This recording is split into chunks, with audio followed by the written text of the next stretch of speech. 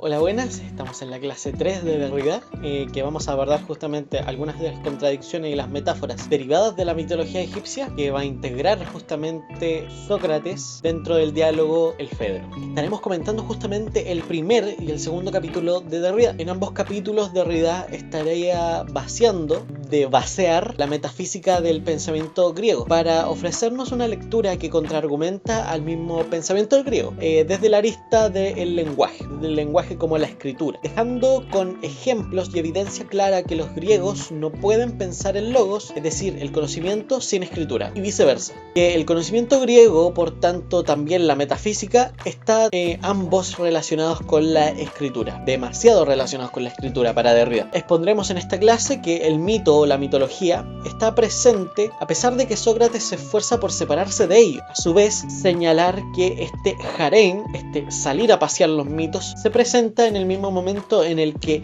es vinculado el concepto de fármaco con el concepto de bibliois. En las mismas palabras de Sócrates, el mismo diálogo de Sócrates me refiero. ¿Para qué principalmente? Bueno, para exponer dos evidencias históricas acerca de la escritura desde el mito egipcio, que es tomado por Sócrates para explicar la naturaleza y el origen de la escritura. Derrida observará que la evidencia entregada por Sócrates no es leída de manera completa, sino solo lo que le conviene al filósofo griego. Comentaremos el primer capítulo, titulado Farmacea, y el capítulo 2, llamado El padre del logos, del ensayo extenso llamado Farmacia de Platón de Derrida. En el primer capítulo, que fue el que nos estuvimos asomando en la clase 2, da las concepciones, tanto de Sócrates como de Derrida, para evaluar el texto o los textos en general, a la vez que se afirma el método central por el que Derrida se hizo tan conocido, la gramatología. Acá estoy señalando de que hay dos métodos principales dentro de las lecturas, tanto de Derrida como de Sócrates. Sócrates, por un lado, dirá o reflexionará a través de Platón acerca de un texto totalmente coherente, mientras que Derrida señalará que los textos son un juego y un dominio específico de ciertas cosas de la realidad. En parte la gramatología consta, que vamos a ir recalcándolo constantemente, vamos a ir diciendo distintas definiciones de la gramatología, que Derrida también jugaba justamente con este tema de las definiciones, ¿no? La gramatología son gran parte de la búsqueda de las marcas textuales de significado cultural del pasado, que llegan hasta el presente, lamentablemente de una mala manera. Y esta mala manera me refiero a que están mal traducidas. Derrida justamente se va a afrontar a unas malas traducciones de El Fedro y de los distintos clásicos griegos, a la vez que los medievales, y todo texto que sea traducido a otra lengua que no sea la propia y la original. Para comenzar, ya apartándonos de esta introducción, debemos abordar y comprender, en primer lugar, que Sócrates tiene la tendencia a debatir sobre la marcha de una conversación. Ese es su método, la mayéutica, con preguntas y argumentos retóricos que arrinconaban al oponente, y por otro lado, aclarar que Sócrates y Platón tienen en común que rehúsan a debatir si es que los arrinconan a ellos mismos. Desechan argumentos en función de conservar la pertinencia de sus posiciones. En este contexto, los dos filósofos, habilidosos de la argumentación y de la conversación, del diálogo socrático, en exclusiva de Sócrates, se puede señalar que no pudieron llegar a implantar dentro del texto y la conversación de manera inocente los mitos. Aun cuando son ellos mismos los que invocan el harén, el separarse del mito, esta exclusión de los mitos dentro de la conversación con el Fedro es imposible para ellos dos. Las lecturas derridianas observan este tipo de discursos no como una total aporía lógica, es decir, contradicciones que no tienen vuelta atrás, sino más bien como contradicciones que intentan dar dos discursos distintos que a la vez son en cierta medida del mismo valor y que ambos sobreviven en el mismo sistema de escritura. Es decir, que por mucho que sea incoherente tal sentido de este texto y tal sentido del mismo texto, ambas sobreviven porque son independientes ya de un autor. Sócrates se contradice al mencionar el mito de Zeus, por el mismo hecho de que en el harén se intenta dar una argumentación contra de los mitos. No queremos adentrarnos obviamente en profundidad al texto del Fedro, a pesar de que es una simple contradicción, estamos adentrándonos en el Fedro, pero a través de la mirada de Derrida, pero sí señalaremos lo relevante para el análisis. Sócrates menciona a Zeus para explicar por qué él desconfía de la escritura. Sócrates desconfía de la escritura y se justificará a través del mito. Zeus es un dios egipcio que se presenta frente a Amón, que es el rey de los dioses. Vamos a considerar a Zeus como dios en cuanto a dominio de la cosa que se hace cargo, ¿no? Que es jefe de la escritura, en el sentido de que él va a dominar o a abarcar o va a manipular el objeto del cual se hace cargo. Zeus es el dios de la escritura, de la medicina y a la vez del juego, entre otras cosas. Es representado por el ibis, un ave importante de la cultura egipcia. Este semidios, que por naturaleza es semidios, presenta una serie de objetos al rey de los dioses para que los evalúe. Entre estos objetos está la escritura. Zeus propone a la escritura como un conocimiento, en el egipcio literal, inmasema, y a su vez como remedio frente al olvido. En palabras literales del Fedro, la memoria, así como la instrucción, han hallado su remedio. Fármaco, páginas 110 y 111 del ensayo derridiano. En esta situación se puede notar que la escritura solo es constituida e instituida si alguien más la recibe y le da el valor. El juego que Sócrates quiere explicar tiene que ver con el hablante y el oyente. El valor de la escritura no está en el hablante, no está en el que produce el mensaje, sino en el oyente, el que lo escucha. Aquí debe considerarse que estoy ocupando el dualismo hablante-oyente, por defectos de la explicación Platón-Sócrates, en vez de la explicación de Derrida. Derrida se va a escapar justamente de este dualismo, debido al mismo juego que se adentra en las grafías, ¿no?, del Fedro. Luego, Amón descarta el uso de la escritura para los seres humanos, en este caso los egipcios. Aquí es bastante importante hacer un hincapié que debe notarse la xenofobia que siente Sócrates, así como toda la cultura griega en general, sobre todo la clásica, en especial los filósofos, frente a los demás pueblos aledaños, extranjeros, a los que denominaban bárbaros. Las culturas ajenas a la griega eran tomados casi como salvajes o esclavos. Apenas tienen cierto respeto por la escultura como la egipcia, pero el mismo Sócrates, desde la mitología egipcia, descarta a los egipcios de la escritura. No se los permite, más bien los delimita al dibujo y al habla.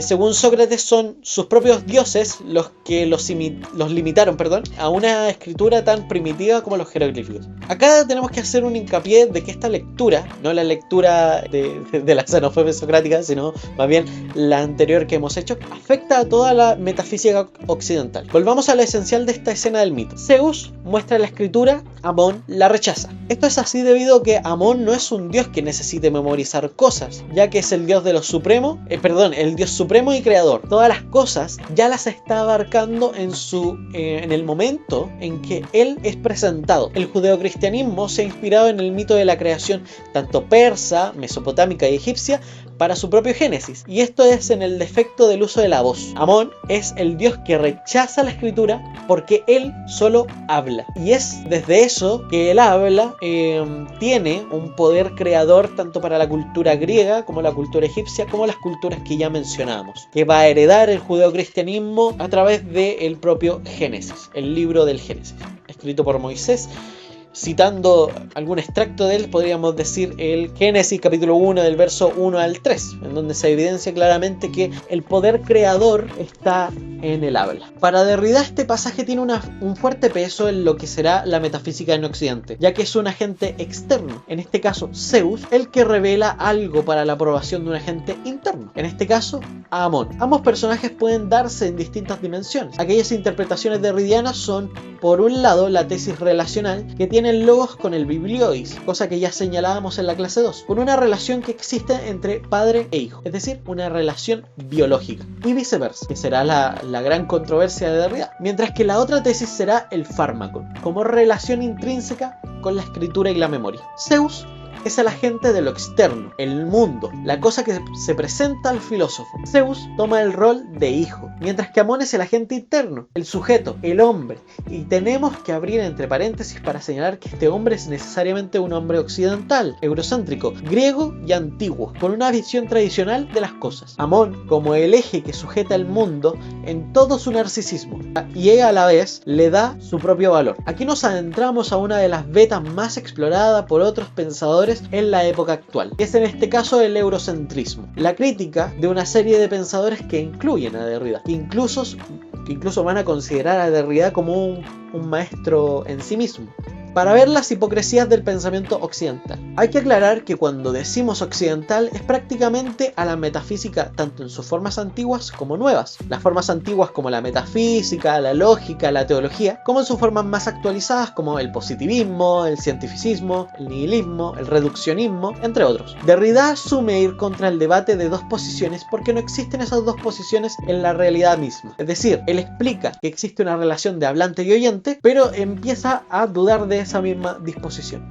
Tanto Derrida como Foucault aquí van a adentrarse y darán cuenta de que la base de las disciplinas y las separaciones entre ellas son una nueva especie de clase social y que sus propios conceptos están divididos en dualismos, el bien y el mal, la belleza, la fealdad, en donde están los que saben, por ejemplo, si hablamos de las disciplinas como tal, están los expertos, los académicos, los eruditos, los estudiosos de los temas que van a tratar sus propias disciplinas, mientras que por otro lado están los ignorantes, los ilusos, los estúpidos. Derrida interpreta que la visión entre Zeus y Amón está íntimamente relacionada con el materialismo y el idealismo que está transversalmente en la cultura occidental. Y su lucha, obviamente, por una de estas dos tendencias en la predominancia de la metafísica occidental. Se puede evaluar de distintas maneras que la mayoría de los escritores, pensadores, filósofos de estas perspectivas están a lo largo de Occidente luchando por ser o más materialistas o más idealistas. Este dualismo le enoja a Derrida, pero sigue siendo una herramienta de evaluación. De hecho, es que podemos decir que en el medievo casi no hay pensadores materialistas, por ejemplo, y sería una conclusión lógica bastante acertada, pero sí que Santo Tomás de Aquino, podríamos decir, es más materialista que San Agustín, también que Platón es más idealista que Aristóteles, así con un sinnúmero de personajes y de pensadores de la historia. El dilema con la metafísica occidental va a estar que no tiene sustancia, no tiene esencia. ¿Por qué? Porque el mecanismo de la metafísica occidental, desde la época griega, pasando por la medieval hasta la modernidad, y en todas las formas de la modernidad, van a ser vacías porque el medio, y justamente es esto lo que hemos estado viendo y estamos aclarando desde la clase 0 hasta ahora, que la escritura no es y a la vez es el medio adecuado para transportar las ideas, en el sentido de que la escritura va a conducir al medio vivo, al autor vivo, mientras que la escritura lo va a matar por otra parte. Es por eso que tenemos que ver y analizar a la escritura como una entidad viva. Volvamos al mito y a las dos tesis que justamente defenderá dentro del capítulo 1 y dentro del capítulo 2 que ya estaban mencionados. Por un lado, Zeus y Amón se relacionan como hijo y padre, respectivamente. Esta es la primera tesis. Amón, al momento de hablar, crea a Zeus. En algunos pasajes señala que él, Zeus, es el primogénito de Amón. Por lo tanto, hay una relación paternal entre ellos. Zeus, dios de la escritura, y Amón, padre de Zeus. Es a la vez padre de la escritura. Esta es la gran contradicción que va a haber de Derrida de la inclusión de este mito por Sócrates. Porque Sócrates no se da cuenta de que hay una relación de dominios. Si Amón es padre y domina a Zeus, Amón a la vez domina la escritura, que sería Dios Zeus, ¿no? Entonces cabe preguntar si en los mitos una figura divina está a cargo, está bajo algún dominio sobre algún aspecto de la vida natural. ¿De quién está a cargo la escritura? ¿De Amón o de Zeus? Derrida responderá que de ambos. Esto debido a la relación que existe entre el conocimiento, logos, logoi, y lo escrito, el bibliois. El logos es el padre del bibliois, pero a la vez es el origen del logos como padre. Se diría por anacronía, citando directamente a el ensayo, que el sujeto hablante es el padre de su habla. Página 113. El logos es el padre del bibliois. Así, el conocimiento es el padre de la escritura. Pero debemos señalar que el bibliois destruye al logos. La escritura deja de albergar un conocimiento como tal. Por consecuencia, lo mata. Vamos a tratar de exponer este pensamiento, que es bastante de Sócrates, en un listado argumentativo de condiciones, para que se entienda. Por un lado, vamos a exponer lo que va a señalar Sócrates, netamente Sócrates. Entonces, 1. El conocimiento como logos hace nacer la escritura. 2. La escritura no puede mantener el conocimiento. Lo mata. 3. El conocimiento muere dentro de la escritura. 4. La escritura no contiene conocimiento. Este es el paso lógico que da y avanza Sócrates en el Fedro. Estos son los puntos fundamentales justamente de Sócrates, derivadas justamente de la explicación de la escritura a través del mito de Zeus. Por otro lado, Derrida hará su propio listado argumentativo de condiciones de la escritura con respecto a la situación anterior de la relación entre el logos y escritura, para que vayan comparando sus posiciones, que una es una lectura mucho más concreta, la de Sócrates es mucho más concreta, con lo que ya tenía a mano, con conceptos como sustancia, esencia, mientras que Derrida va a ir avanzando para darse cuenta de que la escritura está en un vacío de sustancia y de esencia. Perdón, aquí va el listado, anunciándolo.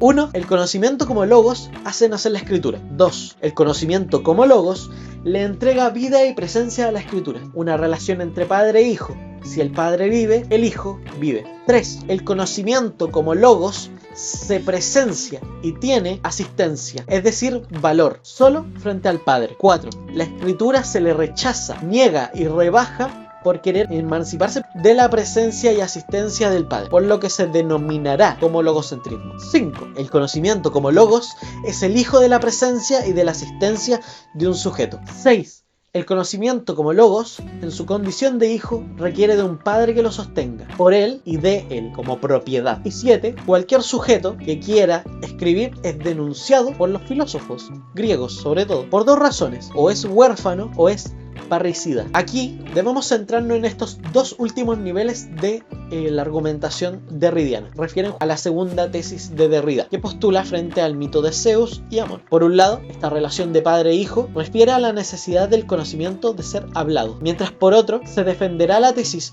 donde la escritura es un fármaco para el padre, es decir, la muerte del logos es un asesinato al padre, un tipo de envenenamiento, tal como señala Fármaco en su misma traducción o definición literal. Es por ello que volvemos a las preguntas de la clase número 1. ¿Es moral o es inmoral escribir? Ahora que escuchamos esta argumentación de que el conocimiento va a ser muerto por el tema de la escritura, ¿es moral o inmoral escribir? Derrida dirá que los filósofos griegos temen de la escritura por matar a la fuente de sabiduría donde nace el conocimiento, es decir, la muerte de los filósofos en la escritura. Por eso entran en sus sospechas la mayoría de los libros de manera transversal a lo largo de la historia, según Derrida, debido a que la escritura estaría matando el medio vivo de su época, estaría matando al propio autor. En este caso, la cultura griega y también de los valores tradicionales que tanto Sócrates defiende al contradecir a Lisias en su labor de contradecir a la escritura. Tal es así que Sócrates podría decirnos que cualquier persona puede pasarse por sabio cuando lee el producto de alguien más, cuando trabaja o redacta la escritura. La escritura mata el conocimiento, lo enajena, lo destruye. Por ello, es tanto como un huérfano o como un parricida. Huérfano en el sentido que el sujeto ya no tiene sentido o no es coherente con lo escrito, y parricida en el sentido que el sujeto está matando su propia sabiduría. Ambos conceptos responden a considerar la escritura como fármaco. Sócrates señala que el logos es alguien vivo, un zoón, un animal vivo, una entidad viva. Por tanto, dice Derrida que, citando directamente al ensayo, si el logos tiene un padre, si no existe un logo más que asistido por su padre, es que es siempre un ser, e incluso una clase de ser, citando aquí al sofista en el extracto 260a. Y por más precisión, un ser vivo. El logos es un zoón, ese animal nace, crece y pertenece a la fisis. Y concluye Derrida que el conocimiento en este caso está implicado en distintas dimensiones, como la lingüística. Volvemos al texto literal: la lingüística, la lógica, la dialéctica, la zoología, que se mezclan aquí. Aquí citando, parafraseando más bien, la página 116 del ensayo. Tal así es la consideración de Sócrates, que señala que es un organismo vivo, que requiere de una necesidad logográfica para estructurarse. La necesidad logográfica significa la necesidad de componerse en un cuerpo, de un ordenamiento entre sus partes, considerándolo como si tuviera extremidades vivas. Esto, hoy en día, lo diríamos que el texto tiene una estructura, es decir, tiene un inicio, tiene un desarrollo, tiene un desenlace, que el libro consta de una línea coherente entre su inicio y su final, que trata de un tema de por sí, pero como ya hemos dicho, el Fedro contradice estas cosas. Obviándonos de ese debate, debemos retomar el hilo conductor. Considera Sócrates que es un ser vivo, y también por ello Sócrates hace mención que la escritura se mueve bajo la moral, siendo moral e inmoral en ciertos sentidos, debido a que la escritura es más un ser vivo, un zoón, y que debe a la vez someterse, como cualquier discurso vivo, a habla, exposición, hablamiento, a las leyes de la vida, en este caso a la moralidad de la polis. Lo que está diciendo aquí Sócrates es que la escritura, una entidad viva, debéis estar sometiéndose a las mismas moralidades o cuestiones o principios morales de la polis, de la ciudad, cómo se hacía propiamente en el Senado. Aquí me refiero directamente a una cuestión. Aquí Sócrates se refiere a una cuestión política, en el sentido de que si algo no les parecía a los senadores, estos senadores se levantaban y protestaban contra esta persona que estaba hablando. Acá la escritura, dice Sócrates, debiese ser y debiese estar dentro de la moral. Por ello, el logos, como entidad viva, corre el riesgo de perder la cabeza o sus pies por adentrarse en el espacio de la escritura, según Sócrates. A la vez, este filósofo, exige que la escritura permita al logos sobrevivir desde un principio y un final. Lo mismo que señalábamos. El conocimiento debiese estar coherentemente ligado al inicio hasta el final de un texto. Derrida hace una pausa del análisis anterior para comentar una serie de contradicciones en el pensamiento de Sócrates. Por un lado, si el conocimiento y la escritura guardan una relación de padre e hijo, y su relación es como un organismo vivo como cualquier otro, ¿acaso no puede existir otros padres y otros hijos en el mundo como cualquier otro ser humano, organismo vivo? Si es así, vemos nacer y morir personas. ¿Acaso no es lo mismo acá? ¿No funciona el texto a sí mismo? ¿No nace y no muere?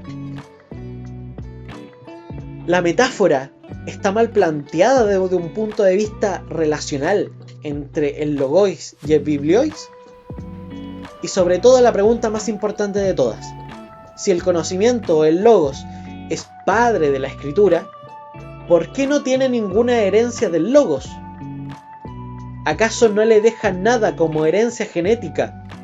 ¿Nada? Incluso si negáramos esto último, está en contradicción con lo que dice el mismo Sócrates. El organismo hereda algunos de los atributos de su padre, como cualquier ser humano, ¿no?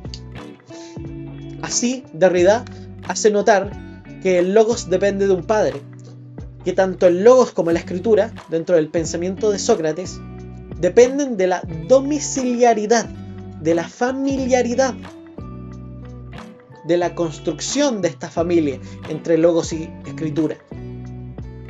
Derrida notará justamente que solo accedemos a la cultura griega a través de la escritura. Por lo tanto, la escritura va también a ser padre de el logos, del conocimiento. Y por otra parte, la escritura va a ser la imposibilidad, va a estar matando constantemente la cultura griega por el simple hecho de estar en un medio escrito, en un código. El logos depende de un padre, eso es lo que dirá Derrida, que tanto el logos como la escritura, dentro del pensamiento de Sócrates, dependen de la domiciliaridad y la familiaridad. Sócrates piensa el habla escritura y el logos escritura como si fueran sujetos domesticados dentro de una casa, con valores y roles tradicionales. Y Sócrates los quiere ahí dentro de roles y valores tradicionales. La sospecha se torna a la figura de Sócrates en este momento. Derrida va a focalizar su ataque argumental a Sócrates. Ahora el filósofo griego está pensando en sus pensamientos, en lo que la escritura significa para él, pero también lo que la escritura es de él y por él. Aquí hay una serie de marcas textuales que voy a decir que tengan ojo dentro del video. Tal como señalamos en la clase 2, la sospecha del harem, también del éxodo socrático, apuntan constantemente a la figura de Sócrates. Vuelven constantemente a Sócrates, dependen de él. Es por ello que una de las conclusiones que da Derrida es que Sócrates se considera a sí mismo el padre del logos, el inventor del conocimiento. Sócrates quiere capitalizar y privatizar el logos a sus propios intereses. Por ello, evita algunas preguntas, es decir, las que ya nos preguntábamos acerca de la escritura como entidad viva, y evitará algunos argumentos, tales como señalará Derrida. Estas conclusiones se basan a su vez en la concepción de padre, ya que en griego el concepto de pater es el de bien, el de jefe, el capital, el bien en sí mismo, comillas en sí mismo. Por ello evita, por ejemplo, que en la República, en vez de hablar sobre el bien mismo, prefiere hablar de su hijo, del ekkonos, que significa literalmente producto, o también retoño. Aquí se da una visión socratiana de retoño como una especie de agricultura, como lo que se cultiva. Pero también habla de las asociaciones que tiene con el capital de la labor humana, una fuente de inspiración del valor. El valor que se le dará en la República será interpretada por Platón en el libro con el mismo nombre, asociándolo justamente a la luz. Sócrates se propone como luz, como el dador de los cultivos, como el padre y jefe de todo. El dominio de las palabras y sus relaciones reflejan el narcisismo socrático. Y este narcisismo socrático va a estar impactando en toda la metafísica occidental. ¿Debido a qué? Debido a que Sócrates es el modelo de Platón y Aristóteles. Platón y Aristóteles es el modelo de los filósofos medievales. Los filósofos medievales son contradecidos por filósofos modernos. Y así hemos estado hasta hoy día viendo una relación entre padre e hijo, una relación entre una dependencia escritural. Con esta gran crítica y con esta visión bastante fuerte de lo que es la metafísica occidental hasta nuestros días, cierra justamente el capítulo 2 de el texto Farmacia de Platón, que justamente está explicando cómo evoluciona el conocimiento a través de la escritura, cómo la escritura a la vez destruye las culturas anteriores, las culturas del pasado, y nos encierra en el presente. Un poco eso es lo que está señalando. Nunca se va a entrar un poco en Derrida en el concepto de tiempo, pero sí hay que afrontar de que nos arrincona el concepto de presente. También otra de las lecturas importantes en Derrida acá es que la escritura ya no es, si es una entidad viva, si funciona como cualquier otro ser vivo, hay otros sistemas de codificación y de descodificación que sirven para comunicar cosas. Eso es lo que va a notar Derrida, y eso es lo que va a notar justamente los herederos de la filosofía derridiana. Y también concluir de que estas dos visiones, la hipótesis 1, que es la visión de padre e hijo, funciona viceversamente debido a una cuestión de posición. Sócrates, por un lado, intenta señalar de que el logos es esencia de la escritura, muy parecido a la ejecución que hace Ferdinand de Saussure con respecto a su significante y al signo lingüístico, y que justamente estaría funcionando viceversamente. La escritura funciona como padre del conocimiento, y a la vez el conocimiento es el padre de la escritura. Si no, no tendríamos por qué escribir, por un lado. Mientras que por otro es el fármaco, que es la gran sospecha de Derrida frente a la metafísica en general. El hecho de que hemos depositado toda nuestra cultura en un medio escrito, que tiene estilo, que depende de uno, va a hacer notar nuestro fuerte narcisismo con nosotros mismos como autores, y a la vez la muerte de este conocimiento que está plasmado más bien dentro de la escritura. Eso sería todo. Hemos concluido con la clase 3 de Derrida. Muchas gracias por quedarte hasta el final. También síguenos en redes sociales. Tenemos nuestro proyecto Libros Después de la Peste en Instagram, en donde subimos reseñas y sinopsis de libros. también subimos acá estas mismas pero leídas para que sean más cómodos para ti. Y también señalar de que puedes apoyarnos a través de Revenue. Sería un gran apoyo, un gran soporte para nosotros que tú nos pudieras donar. Creo que está al mínimo, creo que es Luca lo que tienes que donar. Pero sí sería mucha ayuda porque esto lo estamos haciendo completamente desde nosotros, desde la pasión pedagógica de nosotros. Y eso más que nada, así que nos vemos en la siguiente clase, nos vemos en Instagram. Adiós, adiós, nos vemos.